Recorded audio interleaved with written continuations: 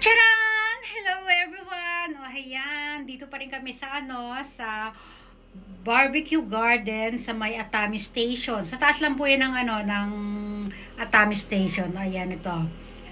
Kampay-kampay muna tayo. Tag-isang kampay lang kami ng asawa ko. Hindi kami pwede maglasing kasi may work pa siya sa hapon. Ito. More on kain lang po kami. Malapit lang po yan sa hotel. Alam niyo po, maliit lang po yung yung Atami City. Napakaliit lang. Kaya kung ang dami namin napupuntahan, akala nyo kung malalayo, malalapit lang po yan, mga lang. Basta malapit lang po yung mga pinupuntahan namin.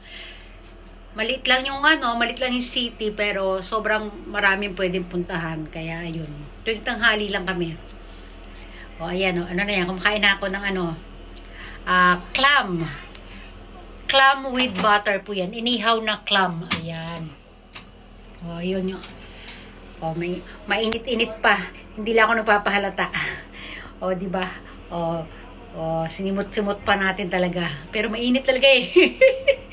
Di ba? Di ba? Nagpapanggap na hindi. Yan, sipsipin pa natin sa sabaw. Ano ba tama? Sipsipin o supsupin? Ayan, higupin.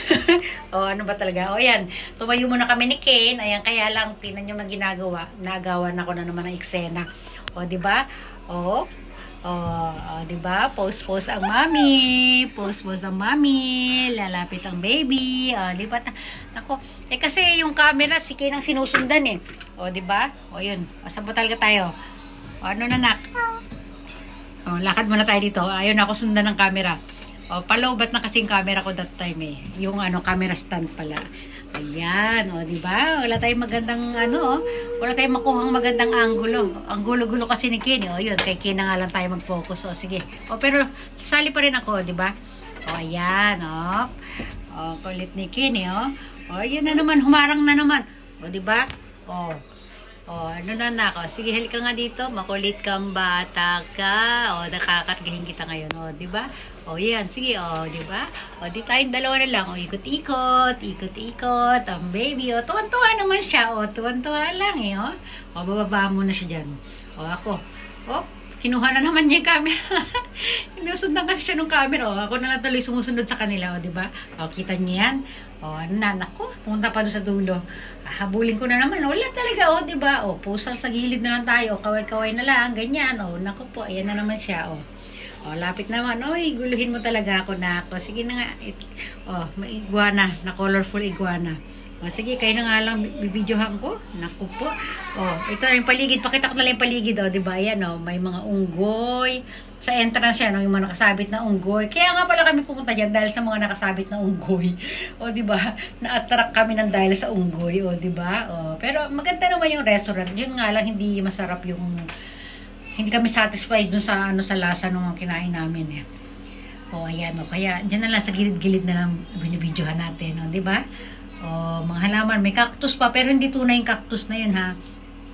Ito yung asawa ko kanina pa niya yung baso na yan eh. Inuunti-unti lang niya, pinipigil niya pag-inom kasi. Ako, nag-cola na ako after ko ng isang baso. Nag-cola na lang ako. Diba? Ano ba? Hindi ka mapakali. Ano ba meron dyan? Hindi kasi ako natutuwa doon sa sa liwanag nung hindi maganda yung tutok ng araw sa atin eh. Sige na.